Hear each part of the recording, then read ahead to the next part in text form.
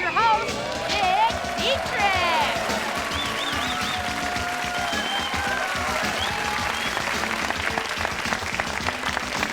Thank you very much. What a nice welcome. Thank you very much. Folks, tonight we're going to meet two people who have two completely different opinions as to whether or not the environment is in danger.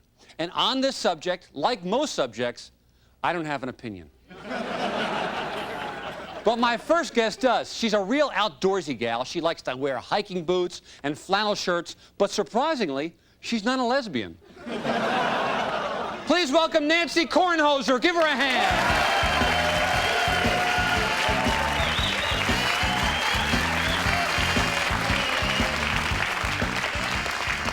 Nancy, welcome to Nightstand. Thank you, Dick. You've written a book about giving the forests back to animals. Here it is here, folks. It's called Leave It to Beavers. Now, I didn't actually read the book, but I did listen to the book tape as read by Ted Kaczynski.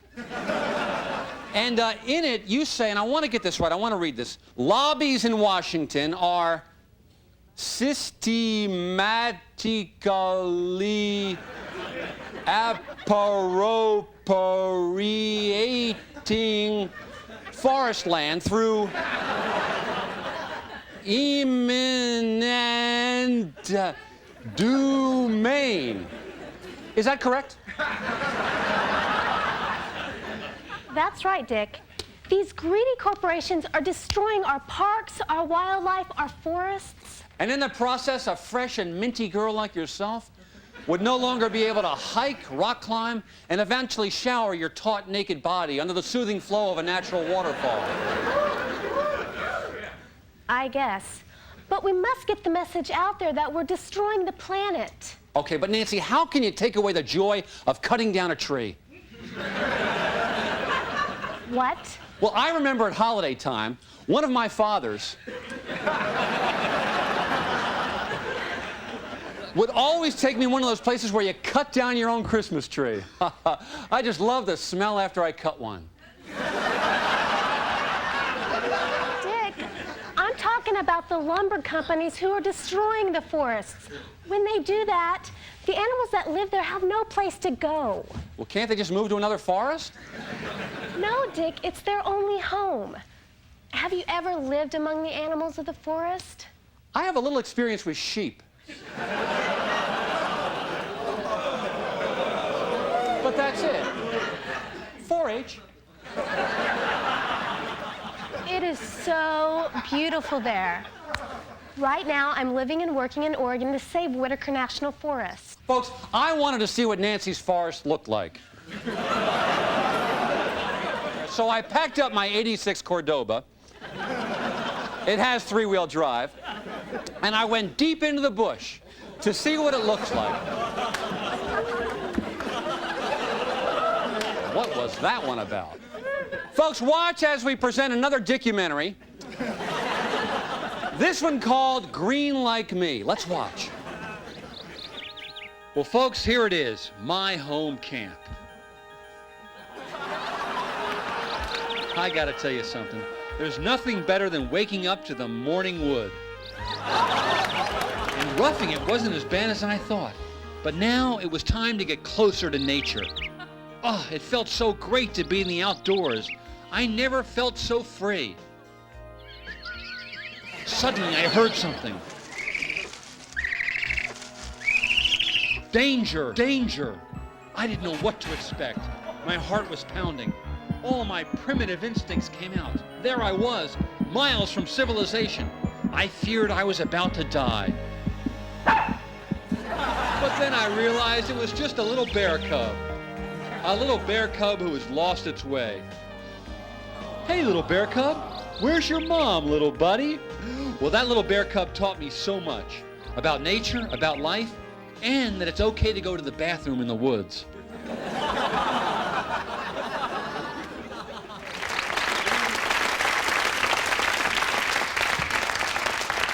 Thank you very much. I'm very proud of that film. You know, I think that film proved. That film didn't prove a thing. Don't you know the difference between a bear and a Cocker Spaniel? No, but I love these. What's the difference between a bear and a Cocker Spaniel?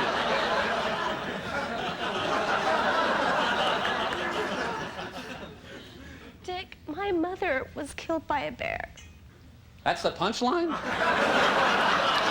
No, she was really killed by a bear. I'm so sorry. Mueller, chair, please. Oh, I had no idea. This is, I'm sure, a tragic story. So just, please, tell us. Well, it happened on a camping trip. And my father was at the stream fishing I see. when a bear attacked my mother and devoured her. Let me ask you this. When your father came back from fishing, had he caught anything? What? What difference does that make? I don't know. I thought it might change the subject. Listen, I'm sorry. You just go ahead and cry, and you just go ahead and slobber on yourself.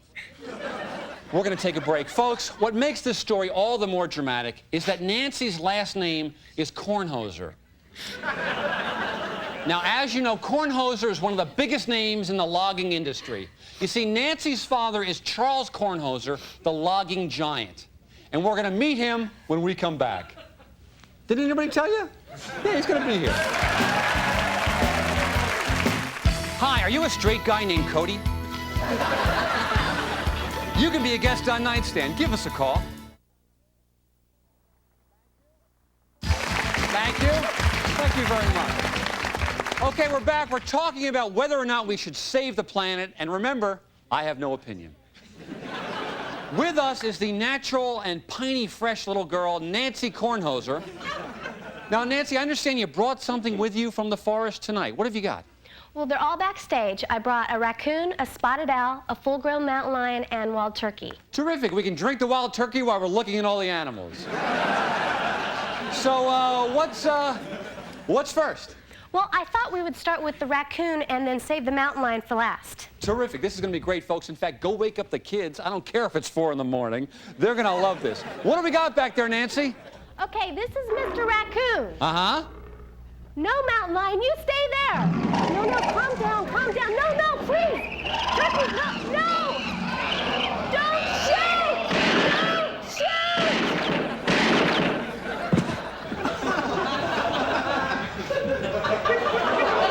Oh, no. They're all dead. They're dead? They're all dead. Oh, geez, I'm so sorry. I am so sorry. Come on up here and take your seat. That is so bad. Sit right down there. But, Nancy, you gotta know something right now. Those animals did not die in vain. Let me tell you something. Nothing goes better with our crew than fresh, juicy mountain lion steaks. It's all my fault. No, Nancy. Okay, we can't bring back those cute dead animals. But we can bring back your father. Folks, he's the chairman and CEO of Kornhoser Industries, the largest paper, scissors, and rock conglomerate in the world.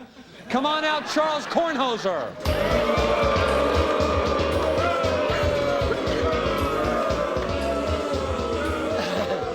Mr. Kornhoser, welcome. Not the friendliest welcome to you, though, sir. Ah, that's all right, Dick. I'm used to that kind of response. Why don't you call me Chuck? Okay, Chuck. Now, lumber companies have always been painted as the bad guys. Anyone who rapes the natural habitat is a bad guy. Oh, Chuck, strong words, especially coming from your own daughter. No, as a matter of fact, Dick, I feel very sorry for my daughter. As you know, her mother died when she was just a child, and I had to put Nancy into a boarding school, and she's always resented that. So now she takes out her anger toward me on my business. Oh, come on, Father. The simple fact is that your greedy industry has destroyed millions of acres of forest land. Oh, please, my greedy industry has employed thousands of hardworking Americans. Yes, in fact, one of them is here tonight. Yes, sir, stand up. You have a comment. Dick, my name's Earl Jackson, and I'm a lumberjack. Yeah. And I'm here to say if this woman wins this battle, I'm out of work. How can I support my wife? And I assume your wife is watching at home. No, she's right here. Stand up, honey. Here I am, Dick. If my husband don't have a job, we can't have meat on the table. He puts meat on the table? Yeah. Well, I think I just became a vegetarian. We can't feed the poor little children we had together. They'll go hungry. Exactly, Dick. And if your children don't eat, they won't have the strength to sit on the porch and play the banjo. That's it. That's correct. Okay, well, thanks for being here, Mr. and Mrs. Jackson. Dick, the lumber companies are only interested in chopping down trees for a profit. Oh, listen, we plant more trees per year than any other company in the world. Yeah, only so you can chop them down again. That's recycling, honey. Oh, boy, here it goes. The age-old battle between a father and the daughter he carried and gave birth to. Look at him. We'll be right back.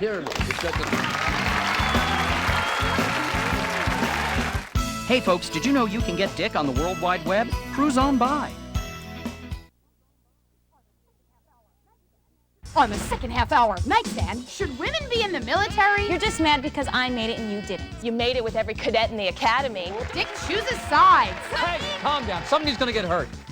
You okay, Vanessa? On the second half hour of Nightstand. Thank you, folks. We're back, and with us is radical What is that word there, ma'am? Can you read that? Conservation. Conservationist. I thought it was with a K. Nancy Kornhoser and her lumber tycoon father, Chuck Kornhoser. Now, ooh, there's that reaction again. Now, Nancy, there must be some sort of compromise that you can work out with your very wealthy father. He's no better than a common strip miner. Oh. Now, folks, for those of you who don't know, a strip miner is a male exotic dancer who wears nothing but a G-string and a pickaxe. You see, Dick, she makes it sound like we're the only ones responsible for destroying the forest.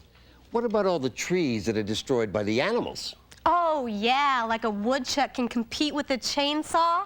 You know, that does beg the question, how much wood can a woodchuck chuck? If a woodchuck could chuck wood, Chuck? Well, someone who might be able to answer that question is the foreman for Kornhoser Industries. Give him a hand. Come on out, Stone Mason.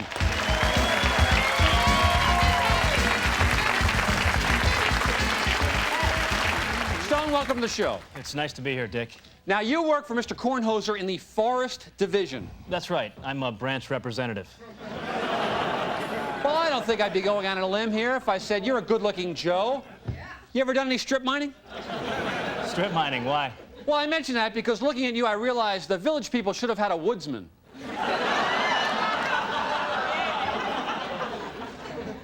Anyway, you work for Mr. Kornhoser, but you know his daughter, too.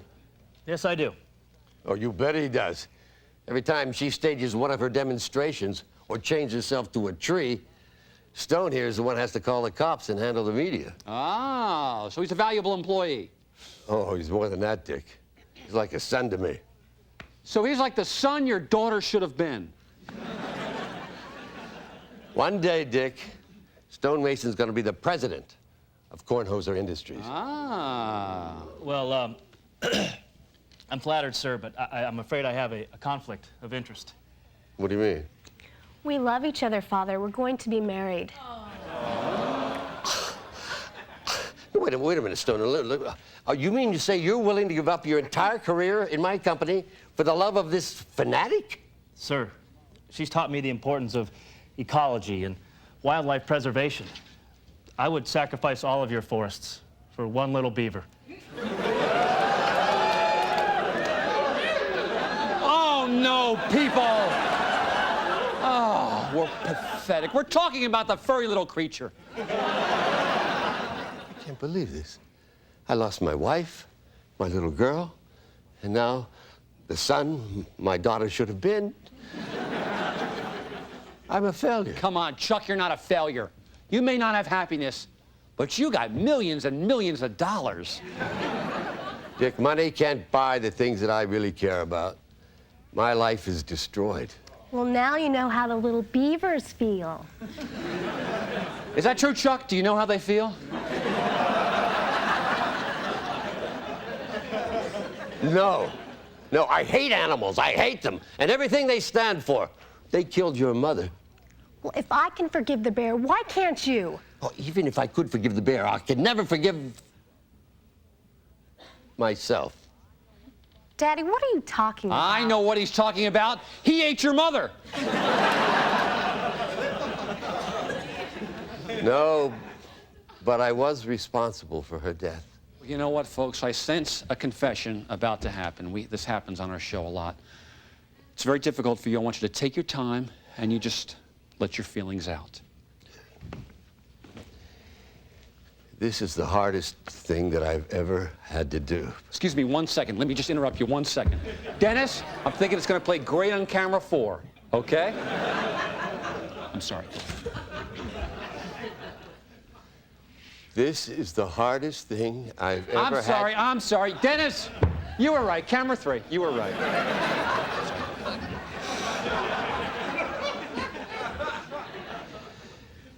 Honey, I loved your mother more than anyone else in the world.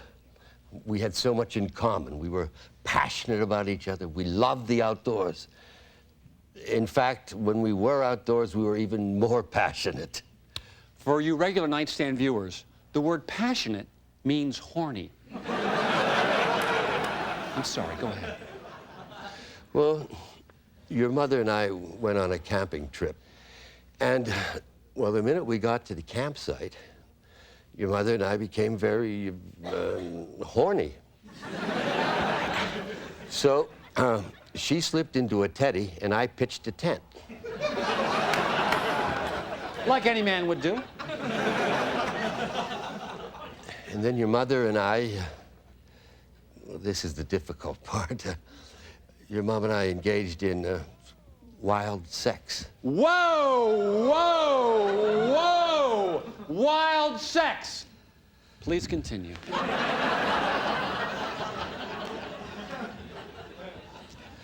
Well, then I did something that your mother always loved. I tied her spread eagle to a tree. Oh, my God. And just as after I finished covering her with the honey, I remembered I left the bullwhip back at the car. So I went back to get it. And while I was away, the bear came over the mountain. The bear came over the mountain? The bear came over the mountain. To see what he could see? To see what he could see. So the bear came over the mountain to see what he could see. Please continue. By the time I got back to the campsite, that bear had already licked all the honey off your mother. But no, he wasn't content to let it go at that. Honey, you know, your mother had never been with anybody besides me until that bear. So the bear had your wife and ate her too.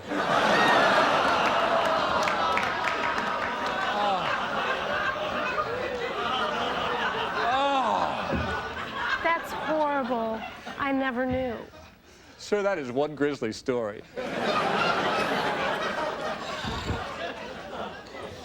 Look, Mr. Kornhoser, don't you see?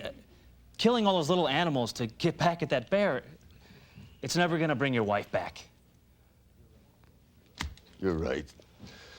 You're right, Stone. You're right. I never realized that until now.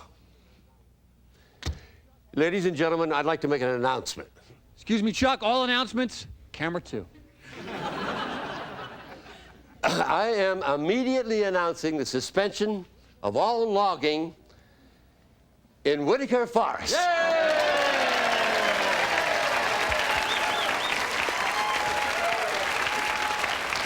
And as for you two, you have my blessing.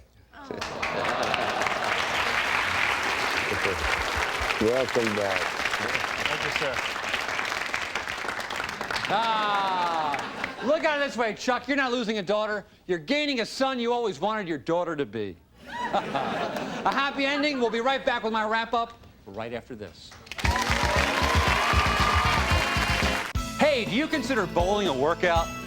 If so, you can be a guest on Nightstand. Give us a call.